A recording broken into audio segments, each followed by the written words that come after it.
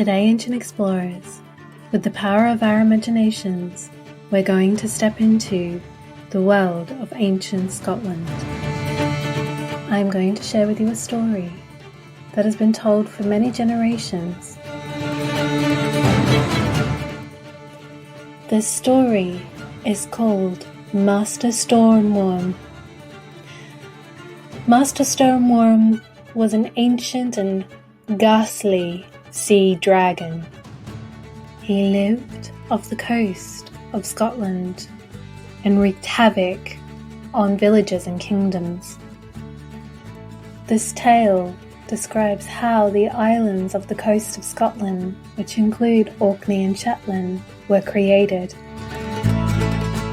There are many different versions of this story, and today I will share mine. I hope that this will inspire you to create art or write your own story about sea dragons and other creatures of the imagination. Now, Ancient Explorers, I invite you to sit back, get comfortable, and let us begin the story of Master Stoor Worm.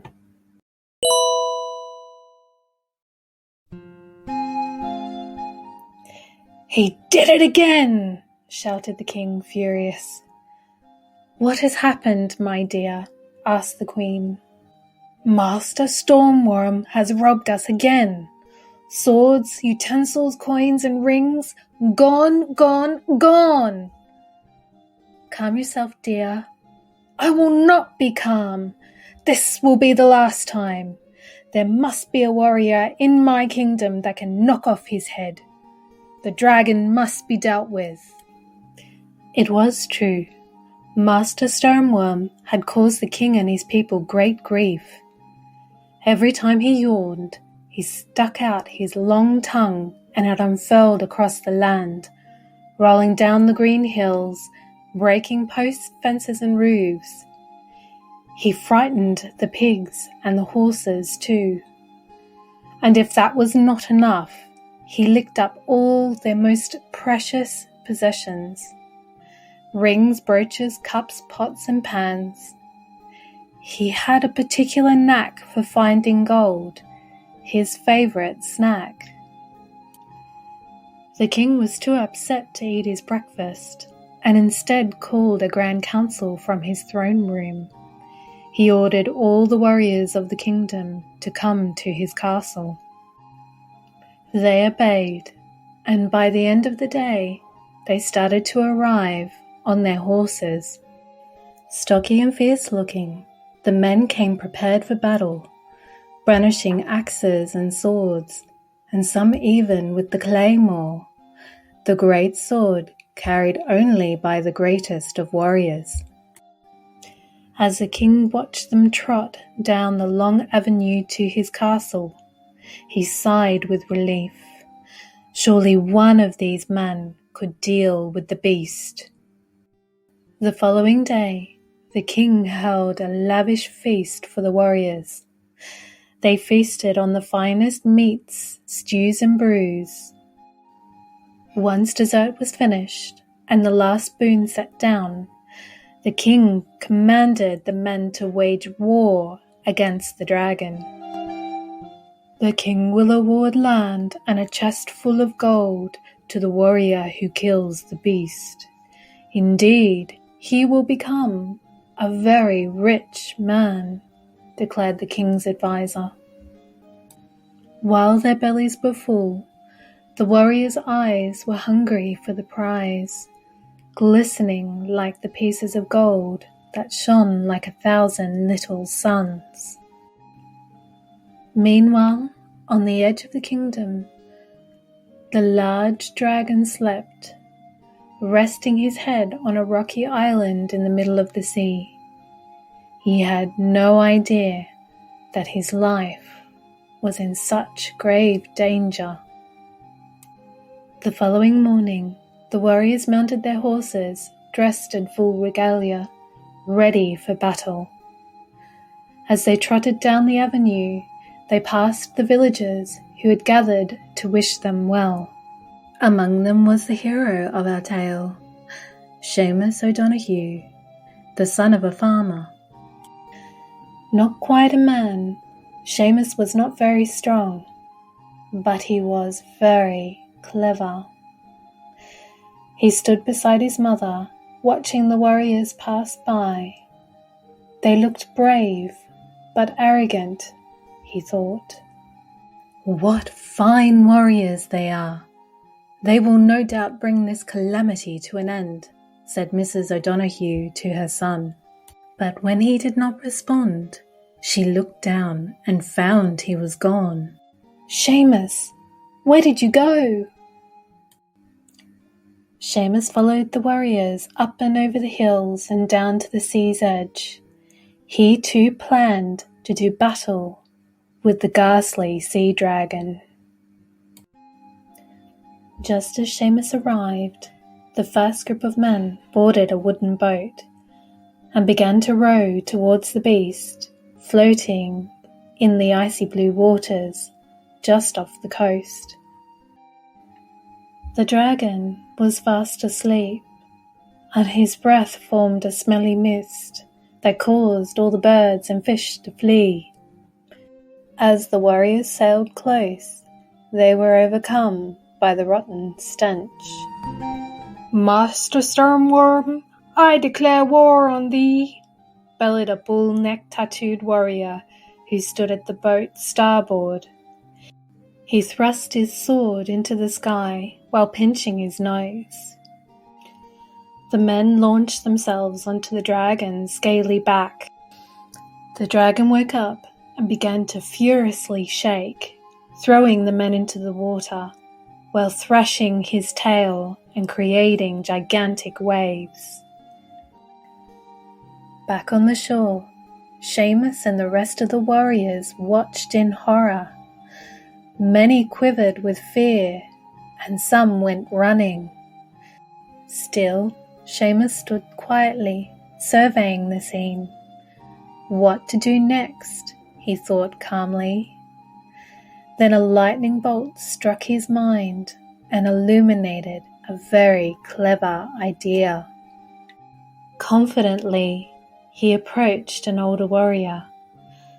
The man's weathered face bore a long scar, and in his hand he held a golden claymore. "May I have your sword, please?" asked Seamus politely. The warrior smirked, revealing his missing front tooth. "What would you be wanting with me sword, lad?" "I'm going to defeat the dragon," said Seamus calmly. The warrior let out a hearty laugh. "There is nothing of you, boy. You're bones and flesh. The dragon will snort out a breath, and you'll turn to dust." Seamus was unperturbed by the warrior's unkind remarks. He looked at him with his deep blue eyes and said, "I have an idea which will work." Curious, the old warrior urged him to continue. "Go on." "The dragon can't be taken by force alone.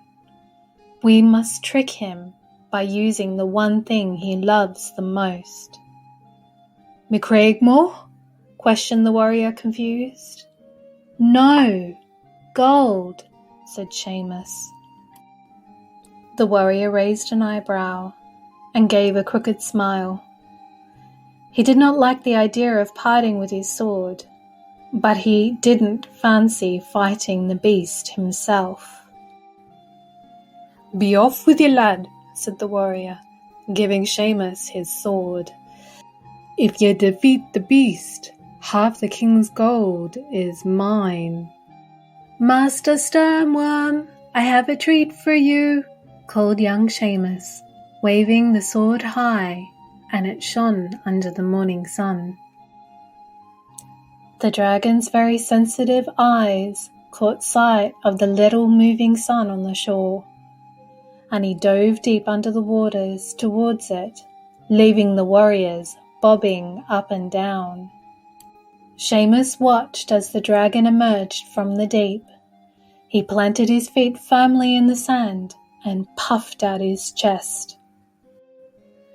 The dragon's jaws began to open, and out rolled his long tongue, capturing the boy around his waist and pulling him towards his jagged and dark mouth. Into the darkness Seamus went, down into the dragon's throat, and then into his large, smelly belly. Holding the Craigmore while pinching his nose, the boy continued down until he found his liver. Then with the sword he plunged it deep, and as he pulled it out, a flame so bright was magically lit. Smoke filled the dragon's belly as the flame rose high. Seamus was running up Mr. Stoor Worm's throat when he sneezed. "Achoo!" And out flew Seamus with the Craigmore in his hand, thrown onto the shore in one big gust of wind. The warriors watched and shook. The boy was still alive. Meanwhile, Master Stoor Worm spat and spewed fire, setting the grassy dunes nearby alight. He threw himself deep into the waters to try and put out the flames. As he took gulps of water, his large teeth fell out and began to float like islands. Seamus and the warriors spotted out the flames, and then they watched the dragon swim away. Master Stoor Worm never bothered the kingdom again. Legend has it that he became what is today known as Iceland. And Seamus, our hero, went on to claim his prize.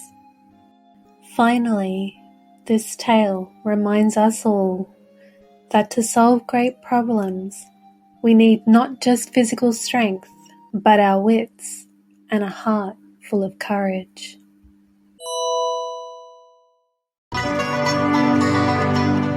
Thank you for joining me for Storytime today, Ancient Explorers. I look forward to exploring our amazing Earth with you again very soon. Ciao.